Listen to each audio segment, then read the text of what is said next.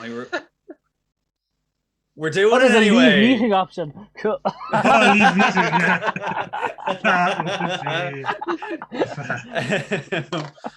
Hello, everybody who's watching, which is probably us four on repeat. Checking the views. Welcome to the very professional and totally planned out first kind of video cast from IrishComics.ie. We are the founding members of IrishComics.ie, but we're not the only members. Everybody who's ever done a thing on the site is part of the site. We're all part of the team, but we were the people who came up with the idea. My name's Aaron Fever. We have Paul Carroll, Claire Foley, and Grumpy Hugh Madden. I'm just setting them up so they know what we're getting into. Well, that's on that basis. You're setting a tone, and I'm going to stick with that for the rest of this episode. I just wanted to make it easy on you. Upbeat, but no, we're going to be grumpy, and that's that. This is our kind of end of year review, but starting next year in 2021, we're going to do these a little bit more regularly at a rate which is to be decided by myself and Paul, because they're the only ones who want to do it. Next year is 2022. You have not gone back in time. Right. Sorry, has it not been 2020 the whole time? Because this is what it's felt like. This is so professional.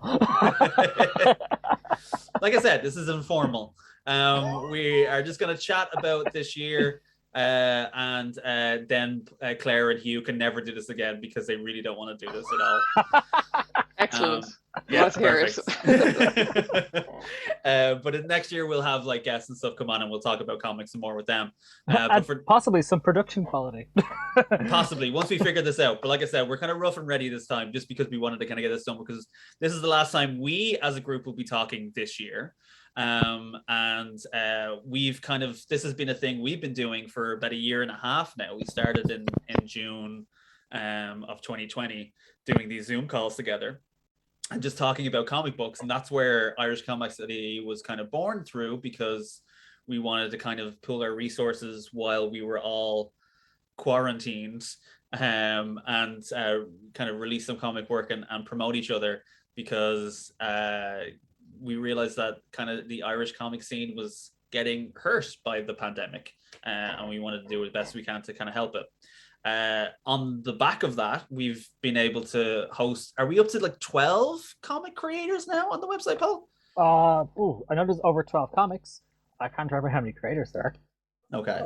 Quite a lot. You quickly check that while I fill time. And we want to kind of increase that number going forward, and we want to have as many Irish comic creators get involved as possible. You don't have to be born in Ireland, but you do have to be resident in Ireland at the very least. Look at you trying to hold it in. Go on. We're just going to talk about how this year was for IrishComics.ie, but also Irish comics in general. We're going to talk about some comics. First of all, we got mentioned. We didn't get mentioned. No, we kind of got mentioned. Me and Aaron didn't get mentioned. Paul, you tell us about Irish Times. I wasn't even named. Yeah, so today, so December 18th, the Irish Times published an article about the best graphic novels in 2021. And Turning Roads, which is an anthology of Irish folklore comics, which I edited, was included on the list. Hugh was actually mentioned in the article. And his artwork was featured. I wasn't mentioned, but the publisher was. So Limerick Comics, which is the other thing I do. Because there are 36 creators.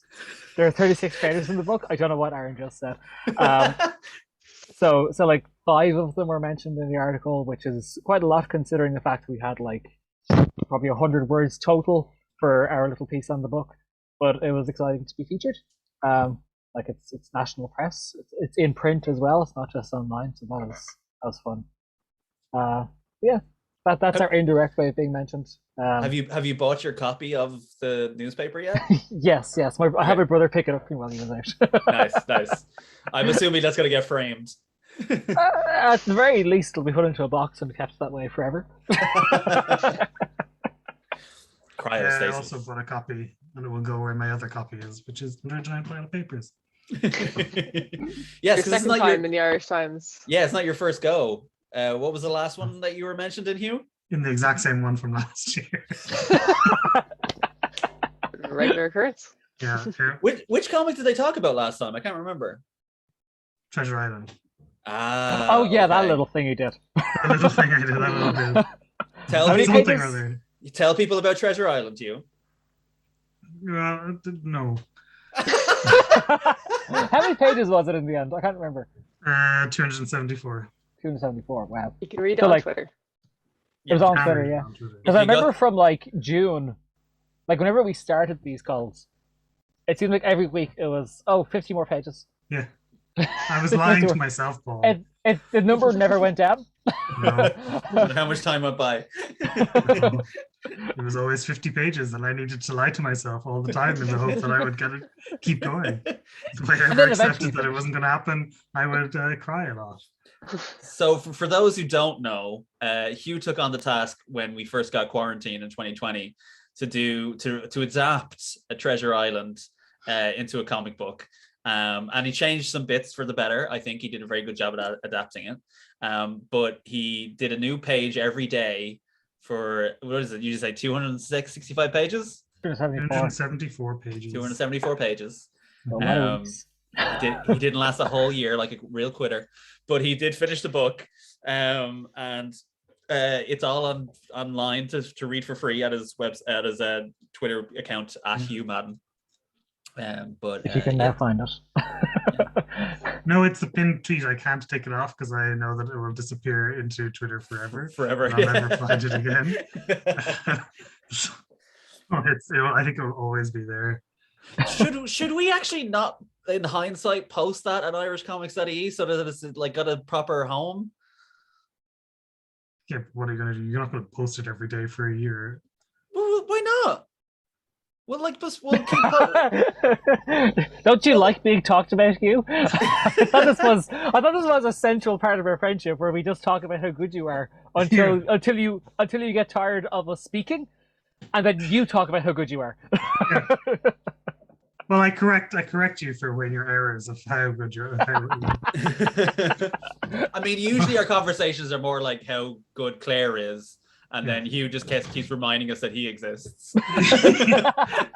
It's a lot of coughing at certain points. Frankly, it's remote, so there's no risk of us catching anything. Yeah, you don't catch my COVID or catch on to my hints. And Claire, you've got a nice event tomorrow, which is Sunday the 19th of December. Tell us about that. Yes, it is an event organised by Catherine and sort of in conjunction with Stray Lines, I believe, called Long Dark Nights. And it's going to be a nice event. I think it's kind of the idea of, it's very dark. We're in midwinter now. And it's sort of a fireside telling tales. So I'm kind of curious to see. I chose one that me and Paul worked on at the start of the year, which is it's definitely Long Dark Nights. It fits that particular bill. And I'm wondering, are people going to go for the sort of cozy over spooky? I'm not sure. I've definitely gone for the spooky route, which is, that's just guaranteed anyway. If it's the stories that I'm involved with. Is this your brand? It's my brand, yeah. But I'm really excited to be part of it. Like, it's a really interesting lineup of comic artists doing live readings, some of whom I know, some of whom I'm actually not familiar with. And then some animators showing animated pieces. And then there's also a panel of people talking about comics from lots of different perspectives. There's myself representing Irish Comics, there's Gavin Fullerton, there's David from ICN, Debbie Jenkinson, and Sarah Bowie. So it'll be quite an interesting sort of discussion and animated pieces and live reading. So please do come along. It's 4 to 6 tomorrow and it's on Zoom, and we will promote it on everything. So don't worry, you're going to see it. Although you probably have seen it already. I will put a link in the description of this video to it as well, because you have to sign up to kind of get into the Zoom meeting. So that will be here, and I'll post this straight away this evening, so people will have time to catch it, hopefully. Yeah, and it's kind of cool because like Catherine, I almost keep calling her Foley because of you. It's Catherine Foyle. Catherine Foyle, yeah. And Gav Fulton have all both been on our IrishComics.ie site as well. So like it's starting to feel like a nice little kind of community we got going on now. Or are we incestuous? I don't know, which is the right term for that. So in kind of to go with the Irish Times best of 2021 list that Hugh got mentioned in. There, see, I'm feeding your ego here. It's fine. I said to the guys beforehand we should kind of mention a comic that we liked from 2021 as well today. So I'm going to hassle Claire first because Claire was the only person I saw that actually had the comic in their hand. So why don't you tell us kind of a pick that you kind of enjoyed this year? I'll start by saying I actually just didn't read a lot of comics from 2021 this year. I'm always working on a bit of a backlog, so I have a giant stack of stuff, but I think a lot of the stuff I read was actually not made in 2021. So this is one of the only ones I think is technically a 2021 comic, which I funded on Kickstarter, which is called Dagger Dagger. Very cool cover, which is not showing for some reason because I have this stupid background. You'll have to trust me on this. But yes, it was the main person behind it is Matt Emmons, who I actually wasn't as familiar with before, but it just features a lot of really cool creators, including Zay Bernay, who I'm pretty obsessed with. And yeah, just lots of very kind of bizarre sci-fi. And oh my god, this blur is gonna actually do my head in now. I don't know if I can turn this off. Just trust me, it's not that it's all explicit, it's just that it's not going to show it. It does make it look like the dirtiest comic in the world. Yeah. It's like, wow, super... everything on that page is nude. I don't know what's going on. It's just super like weird, high energy, cool art, just very unexpected. I liked it. It was just a really kind of interesting collection of really odd stuff together into a really kind of like, I don't know. So it doesn't have like a theme outside of just like the bizarre. It's all sci-fi and it's all quite weird. And it has a fun feeling about it. Nice. It doesn't take itself super seriously. But yeah. Yeah, are you kind of, when you are reading comics, like do you tend to lean towards a particular genre most of the time? Like do you like sci-fi comics in particular, or do you just a general? To be honest, sci-fi is not something I would really ever steer towards, but I just saw a lot of the art from this post on Twitter and I was like, it just seems like really talented people. So it was kind of in spite of it being sci-fi rather than because of it. Generally I would lean towards stuff that is a bit, I think probably the majority of comics I have are either slice of life vignette kind of diary comics type stuff, or horror, spooky, something like that. I don't usually go sci-fi. Which is like interesting because like you do a lot of spooky stuff and then you've dabbled in slice of life stuff. Because I really loved the one that you did about your kind of like trips when you were young and stuff like that. Like that. Yes, yeah. It would, but it's my mind. That's the only one I can think of that is more about you. Yeah, I don't know. I'm not sure I have that much interesting stuff to write about. Claire, so you lived on a boat. Cool people stuff. You lived on Everyone a boat. Knows that. We didn't know that until you mentioned on a Zoom call. Yeah, that caught us by surprise. Fine. So, this is regular people stuff. I think you're underestimating yourself. We'll see. Maybe we'll get the boat adventures in future. Just a regular boat. 2022 coming. Yeah. We've all lived on a boat at some point. Normal boat people stuff. Hugh, you had a comic. Yeah, I was going to mention my fellow Irish Times mentioned best of 2020 author In by Win McFell, which is really good. Tell me about it? Well, I'm going to have to try and frantically remember what it's about. Did you not like notice what Claire was doing and think that you would have to do something similar? Well, yeah, but then when I realized you were asking questions, it was too late for me to run and get the book and actually figure out what was inside it. Do you want me to come back to you? No, I know it's a really good book. It's kind of, it seems autobiographical, but I don't think it is. But it's really interesting. Kind of, I really like the way he does the panel layouts, and he kind of shifts from like kind of very washed out, kind of little kind of watercolor, black and white kind of drawings to then very big, elaborate color schemes at very important parts in the story, which is really cool. Okay, nice. What was the name again? In. Oh yes, I remember that from the article now. Yeah, that was a nice one. I'm gonna go anti-clockwise here, so I'll go to you next, Paul. But I would say mine one was so the type in a similar vein to Claire's, that some of the stuff that I enjoy reading the most are some stuff that I do. Because I read X-Men this year, but I don't know if that was necessarily my favorite comic of the year. I love high concept stuff that's slice of life. So I like a really mundane story in a really bizarre situation. If anyone's read Shipwrecked, they'll know that's kind of my jam. So I really loved Leanne's or Pion Louis, if you know her on Instagram or Twitter. Leanne's Triassic Fields, which is actually on IrishComics.ie. Because I'm not plugging ourselves. It's actually my favorite comic that I've read this year. We just happened to host it. But it's so much fun. Of it's basically if Jurassic Park was in a field in Meath, which is just a really fun, silly concept. But it's mainly about the person who works there and is sick of their job and sick of dealing with the public, which is my jam. That's very much enjoyable to me, and I just think it's a great idea, and I'm thrilled. I'm excited every week. Like, what's fun for me is that when we're posting it, I'm excited to get the page. So I have to promote it on Instagram or whatever, but I'm just excited to get the page to read it as well, which is nice.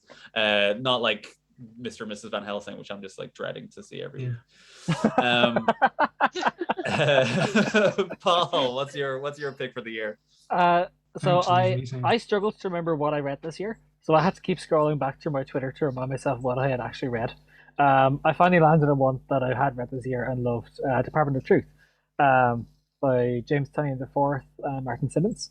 So it's an Image book, which is probably the most commercial of the comics we've all spoken about, but they don't need our plugging.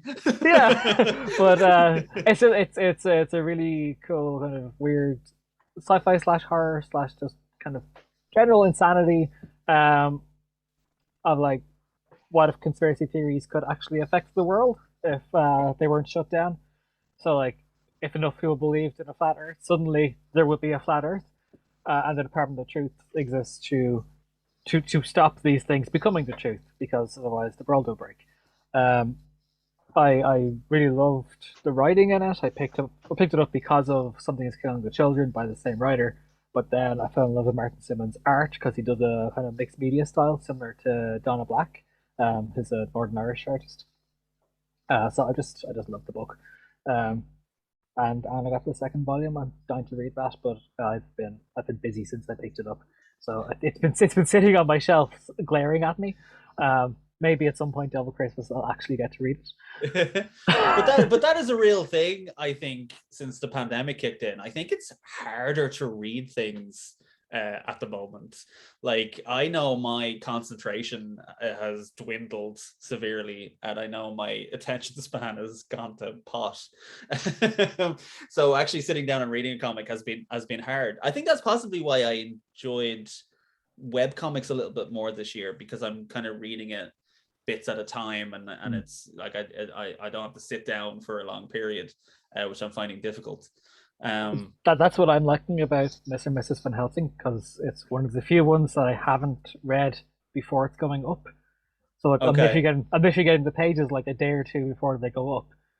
And you're throwing shade at you right now? Slightly, but it is also a case of I don't have time to have read it all in advance, because I've read all of Marco the Demon Dude before it goes up. But because Mr. and Mrs. Van Helsing, I'm getting it weekly. I'm getting to enjoy the story as it's being told, Right. just slightly in advance of the rest of the public. But it means I have something to look forward to every week. Yeah. No, like I went back think and binged it recently because I had missed a couple of weeks of it. So I was like, oh, I'll just go back from the start and actually read it. I actually really enjoyed it. Yeah, like, it's a really fun story. I'll be tuning in. I was like, I can't be missing this. It was very cute. I'm kind of fascinating to see. For anyone who doesn't know, the Irish Comics News website kind of do an award thing every year where they do like the best of Irish comics, like 2021 or whatever. I'm fascinated to see this year kind of what gets nominated, because I actually think for the first time in a long time, there's a really wide category for a lot of Irish stuff, because like I think there's been a lot that's kind of come out this year. I don't know if it's because maybe like the pandemic changed a little bit and so people were able to kind of release a bunch of stuff, but I think there's been a lot that's come out in 2021. A surprising amount, yeah. For after a quiet 2020, like it's all seems to be coming out now. I got the sense that people were holding off writing anything in or releasing anything in 2020. A lot of people just didn't work as well, but they held off releasing anything because there was no conventions or anything. And then 2021, people were like, okay, there's probably going to be maybe nothing for a little while, or there was some conventions. So I think there was kind of a flood of stuff that was maybe saved previously. Yeah. Well, like Thought Bubble, for example, like happened, which it didn't the year before. And Hugh, you made a thing specifically for Thought Bubble. Yes. I tuned out for 5 minutes. Well, I love the protest that you're doing on this thing of like, I don't want to be involved, so I will not. Sorry, I got a text. I was paying attention to that. What were you saying? What did you make for Thought Bubble?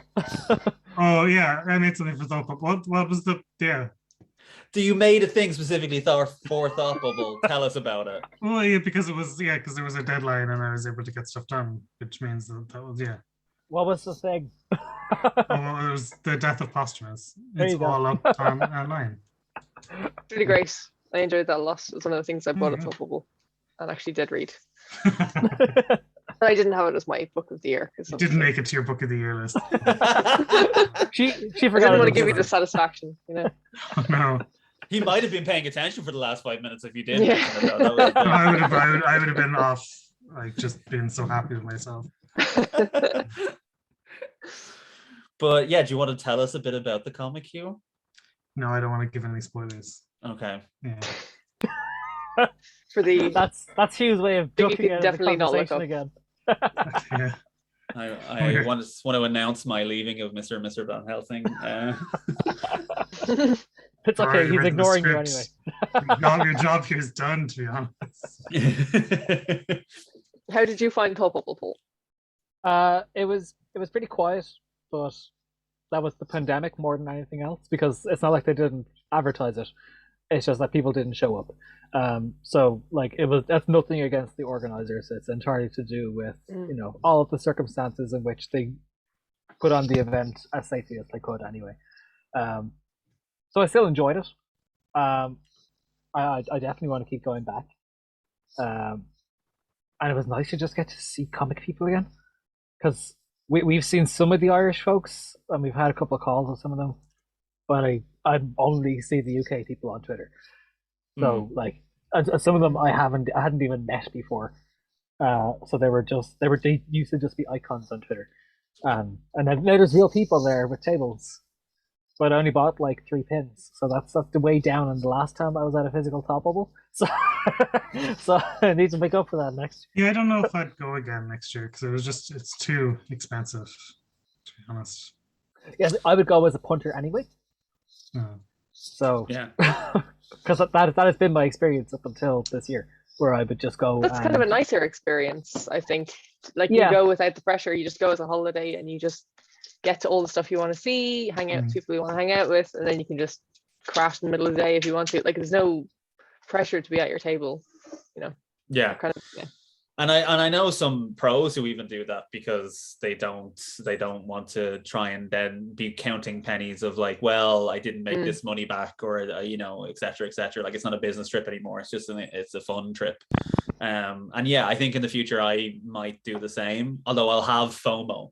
Like, I will feel like, well, but I could be selling things. Someone could find my comic, and but it's just historically I've never sold very well there, and don't know many people who have, if they don't already have a large following. And so when you go as a business trip, it's you're constantly like, okay, I didn't make my flights back. And whereas if you're just going for the fun of it, you don't care about that stuff. Like, You made more money than the rest of us this year. Hugh by not going. Hugh sold some of my comics this year. Although I think you made more from the last event you were at. What was the last event you went to? Oh, the Christmas market. Yeah, no, I sold 6 to Swift, but then I sold a bunch of your shipwrecked ones. So I made you like 70 quid at Thought Bubble and then 30 quid at the other one. Okay. The shipwrecks made the difference. The key point here is that Aaron didn't do any of the work. Making the comic. I've had these people slaving for me for the last while. We're all too nice. It's like, I unfortunately I had booked a table and I was going to attend Thought Bubble, but in the end, unfortunately, I couldn't go because I had to change jobs at the wrong time. So it ended up being too awkward for me to attend. But I think that I got the whole table to myself. Exactly. You went from having a half table to a full table. It was great. Made it all about me. They did send me an email asking me how my experience was at Thought Bubble this year. I didn't have the heart to fill it out, but it's like they didn't know I wasn't there. Great. Until now. They're not watching this. But we're not that important. We're not on their radar really. And so like you did the Christmas market and that went okay, and then Paul, you did a thing in Ireland as well, which was like outside of Dublin City Comics. Oh yeah, Culture Night. Yeah, how was that? That was actually a lot of fun, and it was the first event that I'd had, first in-person event I'd had since Christmas Decaf in 2019. So it had been almost 2 years since I'd actually tabled at anything. I had to remember how to speak to people in public. So that was interesting. But there was a great response from people. They were just excited to see Irish comics. Because obviously I had my own stuff. So I had all the Olympic stuff. I had your books and I had Claire's books. And then Wayne Talbot and Julian Dempsey were representing Row Comics, so they had a few more of their books there. And Ray Roach was representing Two Pugs Press, so he had his line of books. So there were like probably close to 20 titles across 2 6-foot tables. Nice. And they just had to put up with a bunch of people trying to sell some stuff at them. But yeah, it was a really, really, really nice couple of days. We were going to do it on Sunday as well, but then I think we all just got burned out because we weren't used to being out. But it was a really nice day. The Friday night was definitely felt special because Culture Night was a big thing and it was being promoted. And it was just a really, really good event. I definitely want to be able to keep doing stuff like that with Dublin City Comics.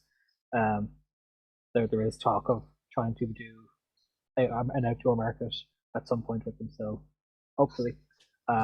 It's just waiting for things to stop being dangerous up in the air. No, it's not even COVID that was the problem. It was more like we were talking about doing something maybe monthly, but then of course the next month I had Octocon, then I was away in London to go to MCM, which was a really weird experience. So that people did not wear masks unless they were dressed up from characters from Mortal Kombat. And then I was at Thought Bubble, where thankfully everyone had to wear masks. And then I was in Lisbon, and now it's Christmas, so it's like, so it's just no time to actually sit down and talk to Doc and Dublin City Comics about doing anything. But thanks for bragging about how like jet setting your lifestyle is. Thanks, Paul. It's really weird to have gone from doing nothing to having 3 trips away. Speaking of international spies, Claire. Are we going to explain the in joke or just let it go? No. We can't out her double identity. Then I'd have to kill everybody. Yeah. Any further than you just have. They don't know. I just hinted. But Claire, you did a couple of the Artfully markets, which is a thing that I don't know if a lot of people know about. Yeah, I found out about them from Hugh, who seems to know of every market that's ever run in Dublin. So I went along to two of them. One of them was a bank holiday weekend. I'm trying to think when it was. I guess the October bank holiday. That'd be right. Yeah, and it was a bank holiday Sunday when it was on, and it was very quiet. But I think that's just more like, even I was texting people to see if anyone was around, and everyone was like, "No, I'm down the country" or whatever. So I think trying to run something on a bank holiday Sunday is a bit of a odd one, because I think bank holiday in Ireland means like get out of the city. Right. So it was very quiet, even just in the bar itself. But really good fun. Like the place is lovely. Lucky's is a gorgeous place, and they have amazing pizza and good drinks and stuff. So it just ended up being a bit of a, day out. But the next one was quite good actually. It was on the same day they had a art exhibition by the NCAD recent graduates, I believe. Oh, nice. There was a lot of arty people around, and it was a lot busier and a lot more successful, let's say. So I would do it again, but I would say it's on and off as to whether it's busy or not. But I think that's just the nature of it being in a bar, where it's going to be more informed by who's in that area or who's going to that place, rather than a specific event that's for art. Yeah, people aren't necessarily going to it because it's on. You're getting whoever just happens to be people in the just area wander at the time. in, yeah, and they're kind of like, oh cool, like I'm here for a pint, but I might consider buying something. Or sometimes people are like, oh, this is great, and I came here specifically for that. But the community that go, like there's a couple of people who seem to be kind of regulars who go, are really lovely people. So like every time I've gone, I've met great people. Nice. So I recommend it. Cool. So yeah, that's kind of it. I'm not gonna push Hugh any further to his limits before he goes on a murderous rampage. I want to thank him for tolerating us for this long, and I will say we'll kind of, myself and Paul will return in the new year to do a few more of these. We'll talk to other people, and we'll maybe kind of do it in more of an interview kind of thing with some of our guests, or might just talk about general projects or upcoming events and stuff like that as well. But we want to kind of make a little bit more of a back and forth thing, so we'll be doing this in the future as a live stream. So you can pop into the chat and ask questions yourself, or ask for certain topics to be talked about, etc. We want to really try and push IrishComics.ie as a way of like the Irish comic creating community to kind of, because I know there's already great events out there and things that people are doing, but I want to try and keep pushing that so we all know about it to each other as well. So until then, have a very good holiday season, whatever weird holiday you enjoy. And until next time, someone give me an outro tagline. No. I was hoping someone would come up with something gold in the instant. And everyone was like, no. No, that's what you get. You get rejection. Until next time, no.